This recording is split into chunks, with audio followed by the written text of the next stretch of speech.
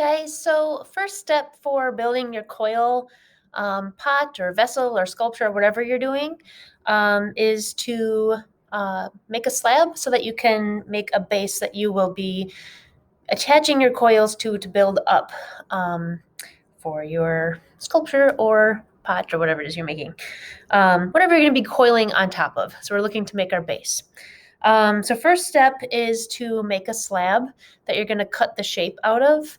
So hopefully you have a design that you know what that base is going to look like. If your piece is going to be symmetrical and you want to have a round bottom. The example I'm going to show today, I'm going to use just a food container top to trace. So I have a nice symmetrical circle, perfect circle base. If you are making a sculpture that starts with like 2 feet or something, you need to know what that base is going to look like, what is going to be touching the surface of the table that's going to hold your sculpture up, okay? So have a good idea before you start working on this, what your base is going to look like. But first step is to take your clay. This has been in my bag for a while. I had a bunch of clumps that were kind of thrown back in. So I'm just going to show you guys real quick how to kind of knead this back together in an effort to get rid of air bubbles. So like you can see where this clay was set on top of the other and I cut it away. There's a big chunk of air in there. We want to avoid that, especially when working with slabs, because when we roll out the slab, that bubble will pop up. You'll see it, and then you'll have to break it without making more bubbles. And it's not likely that those bubbles will cause a problem when firing. It can happen, but it's just more frustrating than anything when you're looking for a nice smooth surface and you've got this weird bubble popping up. So what I'm doing is it's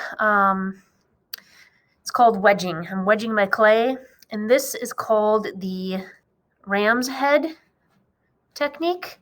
And so what I'm doing is I'm pulling the clay back toward me, and I'm bringing the heels of my palm together and pushing down and away from me, and then pulling that clay back up. So kind of just creating this rhythm. Let's see if I can make this look like a ram's head for you guys, so you can see why they call it that. Essentially, it's supposed to look like a ram's head. After you've kneaded it for a while, it should have like a spiral kind of on the side, and then like the head of the ram. I don't know. It's kind of a far-fetched ram in my mind, but you know, you get the idea. The other technique for wedging is the conch shell wedge. At least this is the other one that I know. And what you're going to do is you're actually going to hold your hand. This one is going to hold the back of the clay, and this one's going to kind of cup the side. And it's going to create kind of a spiral, like an uneven spiral. But the idea is that you're kind of pushing the clay back into itself, working all those air bubbles out to the outside of your clump of clay. And again, I'm having a hard time making it look like a conch shell because my canvas is moving around. That's the other thing I forgot to mention. If you are working at home and you have a smooth surface that you're working on, you don't want to wedge clay or roll out a slab, for that matter, on a smooth surface, because your clay will stick to that surface, and then you will be like scraping it off and getting frustrated. So you should receive, if you haven't received it already, I'll be sending home a canvas, 2 wooden slats, and a rolling pin to make your slabs. But that's the purpose of the canvas, is to keep your clay from sticking to your working surface. All right, so I'm going to call that good enough. So now I want to get this flat enough that it's easy for me to roll it out with my rolling pin. If I try, I can roll it out from this point. It's just a whole heck of a lot more work to start out when it's this big and thick.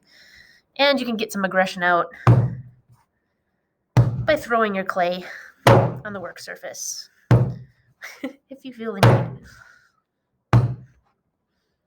So what I'm doing is when I throw it down, I'm kind of pulling toward myself. And what that's doing is it's stretching that clay out. And then you can switch it to if it's getting long in one direction. You can see how much it has thinned out just by me throwing it that few times. And then it's going to be a lot easier to roll it out from this point on. So I've got my 2 slats. They should be of the same thickness. This might be interesting because this one's a little warped. We'll make it work.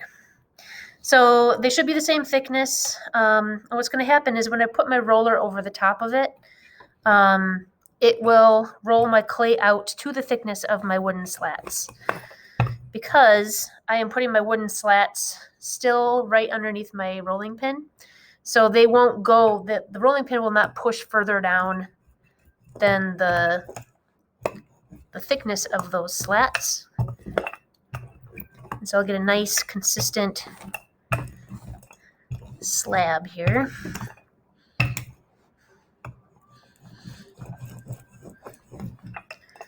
It's gotten a little thick here. I don't want to pull my slats too far out because otherwise this is just sitting on top of the clay, not on top of the slats anymore. So since this is getting wide, I'm just going to take a little chunk out with my needle tool. I'll come back here and continue to roll it out.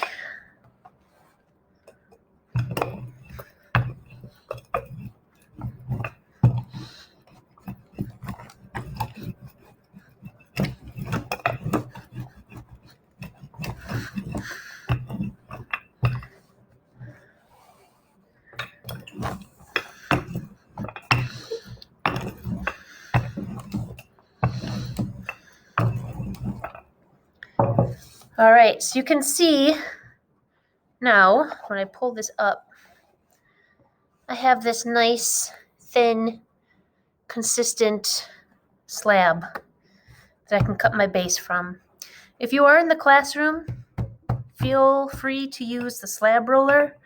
Our slab roller is actually going to give you a thicker slab than this, just because of the board that we have below the roller.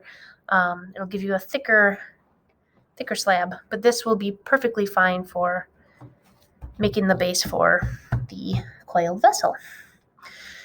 So then I'm going to take whatever, if you want to draw out a template, if you are, again, like if you're building a standing up sculpture, like a person standing up, and you want the base to be like the shape of their feet, like kind of next to each other, I could cut out, my base slab might look like this, right? And then I could build up those coils as I go and then reshape the silhouette with my coils depending on what it is I'm making.